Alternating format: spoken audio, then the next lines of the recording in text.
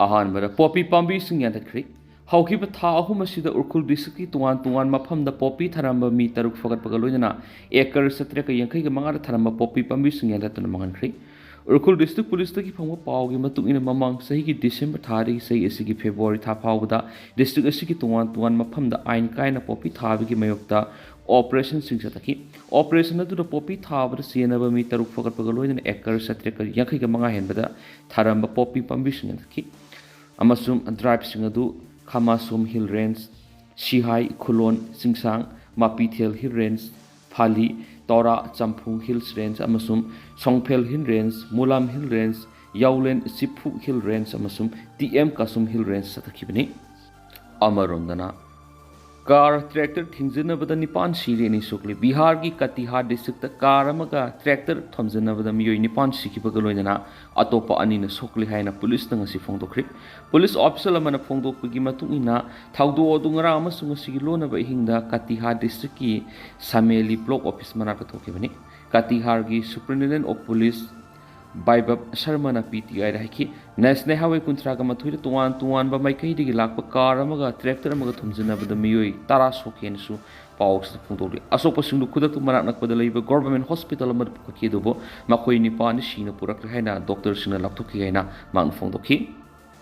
अमरोमदना Chhattisgarh security force सिंग कापनबद नुपी मावी सिरे मावी सिंगना डिप्यूटी सरपंच हालमले छत्तीसगढ़ की विदापुर डिस्ट्रिक्ट थोकिब सिक्योरिटी फोर्स सिंग नोमई कापनबगी थौदो नुपी माविस अमा सिखरे हाइना पुलिस न फोंदोखरे इंस्पेक्टर जनरल ऑफ पुलिस सुंदरास प्रिंस फोंदोकपगी मतुइना नोमई कापनबगी थौदो दु ngarang छत्तीसगढ़ तेलंगाना बॉर्डर दा लैबा बिजापुर डिस्ट्रिक्ट की फॉरेस्ट एरिया दा थोकिबनी मांगना की अकनब पाउ फंगबदगी सिक्योरिटी फोर्स सिंग फॉरेस्ट एरिया दु ऑपरेशन चथरिङैदा माविसिंग नोमई कापसिलखी सिक्योरिटी पर्सनल सिंग हन्नुना कापनखी हाइन फोंदोकलदुना मांगनाखी नोमई कापनबगी थौदो अदुगी मतुंग थौदो थोफमदुर थिहुमबगी थबक चथबदा नुपी माविस अमा सीदुना लेरम थेंगनखी लैखिद्रब नुपी माविस अदुगी मसक ममिंग खंग मंगमद्री हाइन फोंदोकलदुना सुंदरास नाहाकी थौदो थोफमदुरगी 303 rifle अमसु फंखी हाइरी मखासा थरपोइना यामना मरुइबा pav Moina ngasi anganbada thokiba thawdo amada official oina ministry of defense ki thadorakpa press release sangkatang mayamda tentang thamjagi operation indian armed forces singna terrorist camp singda akan mamongi strike chatakri hairiba singasi megi tang 8 ki anganba matamda thokiba thawdo amani loinana hairiba si indian armed forces singna operation sindur haiba launch tawduna Pakistan terrorist की infrastructure Singh Pakistan occupied तब Jammu and Kashmir की terrorist ने attack तौरखिब जगह अपुनब मफम मपन target चथकी खोंथांग लौखलक्लिबसी पहलगाम टेररिस्ट अटैक इंडियन 15 हाटखिब नेपाली सिटीजन हाटखिब थौदोक मरी एक्शन लोइना मीडिया की सोर्स इंडिया आर्म फोर्सेस न चथखिब स्टाइल असी टेरर ग्रुप की स्ट्रॉन्ग होल्ड ओरिबा लश्कर ई ताइबा मसुम जैश ई मोहम्मद की मथंगसिना टेररिस्ट की लाइफम स्ट्रॉन्ग होल्ड ओरिबा जगह मोरिद के अमसुम बहावलपुर चथखिबने हाइरी स्टाइल असी लोइना अमरोमदना पाकिस्तान की प्राइम मिनिस्टर शहबाज शरीफ ट्वीट अकन मोफम क्या थमगु लोइना असाव फोंदोरदुना ओफम क्या सु फोंदोरक्रे लोइना पाकिस्तानी नेशन अमसुम पाकिस्तानी आर्म फोर्सिंग ना enemy singda karama mong deal tawkune haba munna khange haba wafum yawna phungdora loina enemy singna kaidongnungda mai pak pangam loina na hairiba chatharakli bi attack asi gawa na haba wafum yawna phungdorakli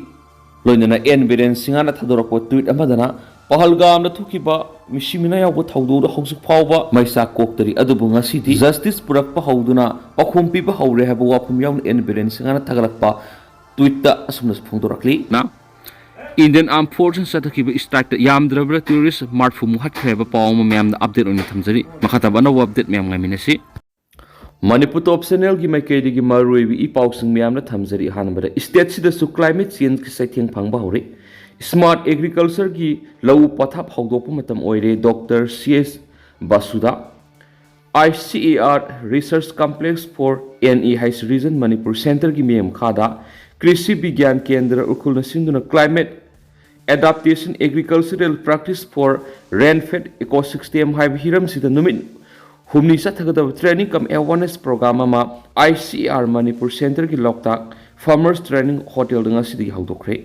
loinana lamdam asidasु climate change ki saitheng phangba hore laumi singna smart agriculture gi lau pathap sathaba matam oire haina ICR Manipur Center gi head Dr. TS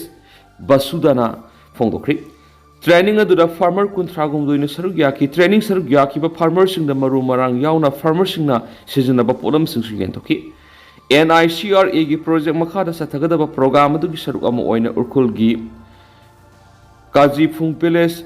Longsang Singtha amadi Ramba Village ki oina laigidaba custom hearing center amasu ICR Manipur Center gi head of regional center Dr. CS Basudana inaugural toki ngasi inaugural tokiba custom hearing center gi oiba MOU amasu khulahungi masin chatpasinga ICR Manipur Center gi thaupu basinga MOU sign tonaki tha asigi sasat nipan phawo sathagada program adu gi ngasi haudokpagi thauram aduda Urkhul District Agriculture Officer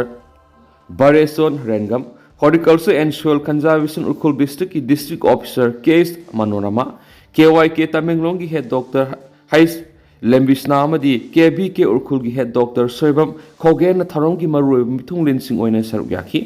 thauram aduga mari lena Dr. Ses Basudana phongdokibada Manipur malem gi oina ahing asagi khal kai tharakpana pirakli besai theng phangba hore masina lawu singu gi lamnasu khudong sataba kya lakpana maram oiraga smart agriculture gi lawu pathap hawdok mathau tare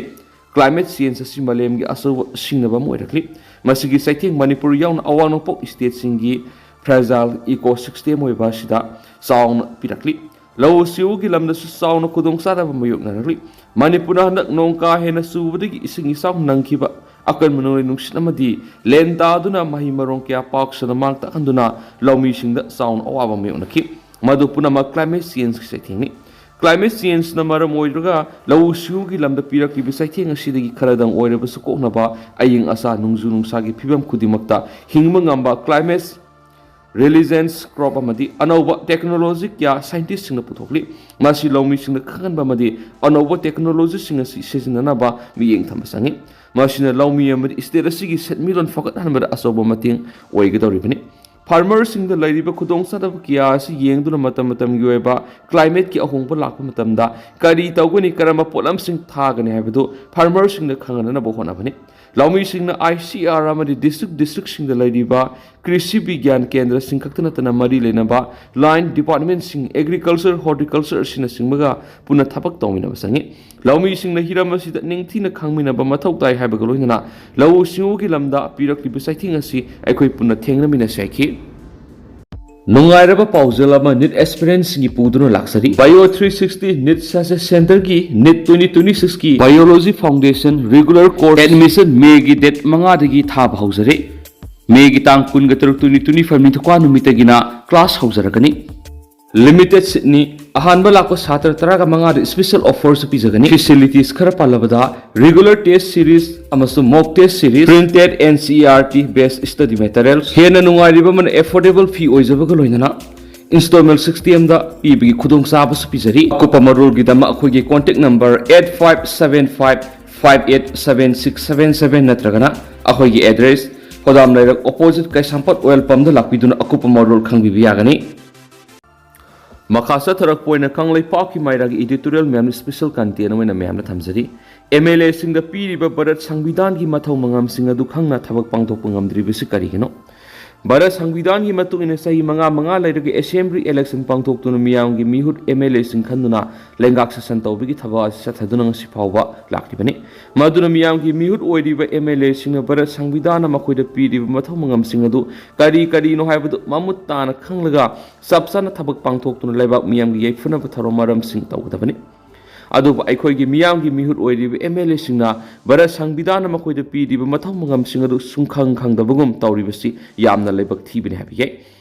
maduna miyam gi mihut MLA sing laibigi kana badu laibak miyamna phangma ngamdabadigi lamdam si nomu gi lekha tarakpi asuba maram amani haibada thoina laloidra haina khali ngasi Manipur thukli besai ani farakla balal se lusinna bagi matang su MLA singna Bharat Sangvidana makoida piriba mathau mangam singadu mamutana khanglamba tarabadi thabak oina pangthoktuna irang asin nahalna lusinduna ing tapa Manipur amu ohenba ngamlongani maduna miyam gi mihut oiriba MLA singna Bharat Sangvidana mamutana khangba haibisi yamna mathoktai ꯃꯗꯨꯅꯇꯅ ꯃꯁꯥꯒꯤ ꯃꯊꯧ ꯃꯉꯝ ꯈꯪꯗꯨꯅ ꯃꯤꯌꯥꯝꯒꯤ ꯃꯤꯍꯨꯠ MLA ꯑꯣꯏꯅ ꯂꯩꯕ ꯇꯥꯔꯕꯗꯤ ꯂꯩꯕꯥꯛ ꯑꯁꯤ ꯀꯩꯗꯧꯉꯩꯗꯁꯨ ꯆꯥꯎꯈꯠꯄꯒꯤ ꯀꯩꯔꯥꯛꯇ ꯀꯥꯈꯠꯄ ꯉꯝꯂꯣꯏ ꯍꯥꯏꯕꯁꯤ ꯈꯪꯕꯁꯨ ꯉꯝꯒꯅꯤ ꯚꯥꯔꯠꯀꯤ ꯄ꯭ꯔꯁꯤꯗꯦꯟꯠ ꯑꯃꯗꯤ ꯄ꯭ꯔꯥꯏꯝ ꯃꯤꯅꯤꯁꯇꯔꯗꯒꯤ ꯍꯧꯔꯒ ꯚꯥꯔꯠ ꯃꯆꯥ ꯄꯨꯝꯅꯃꯛ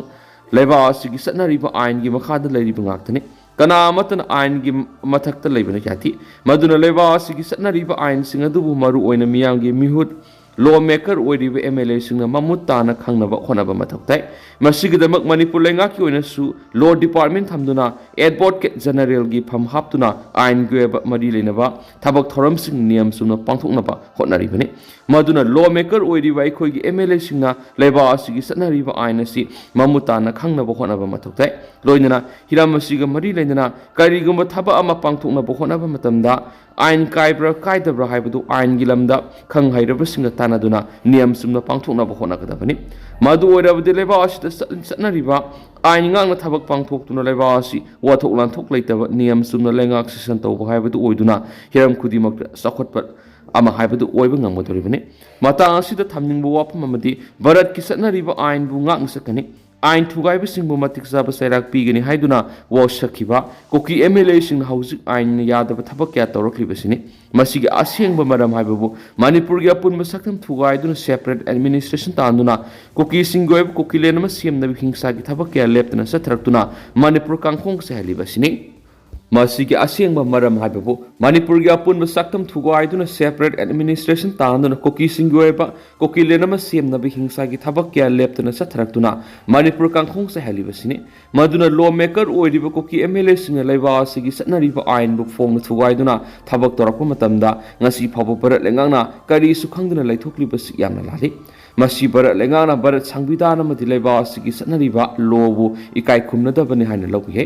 yamna kiningai oiribadi lawmaker oiriba koki MLA singna phongna ain thugaiduna thabak torakpada makhoigi mathakta ain gi matung ina thabak amata lokhatana lairibasini maramaduna barat lengangna manipura thokliba sahi ani pharaklaba lal asigi matangna yengliba miyeng asi asuma miyeng nati misang mikhai naiba miyeng ni haiba manipur miyamna waraubiba asi tasingna sumlabani maramaduna ikhoigi miyamgi lawmaker oiriba MLA singna barat sangbidana makhoida piriba mathau mangam singadu mamutana khangduna ain ngakna thabak tawba ngamnaba hotnagadabani adubu ngasidi MLA ayamba barat sangbidana makhoina piriba mathau mangam sa khangdana mamingtagi oina MLA madi minister oiduna lengak sasan tawbigi thabak tawrakpadagi pangthokpam thokpa mathau mangam sa khangna amadi ain ngakna thabak tawraktabadagi manipur asi kangkhong saiba lamdamam oirakibani haibadu miyamgi mihut oiriba MLA sina khangba sumgani haiba kanglai paki merag editorial mem special content oina memna thamjare duga tentakna sumna memna thamjaramgi hausikuina di mem paus matang se lusinjarage masum khataba no update mem pun ngai mina sian su channel sigi mekedi gi mem da makhata na thamjari makhata ba no update mem pun ngai mina si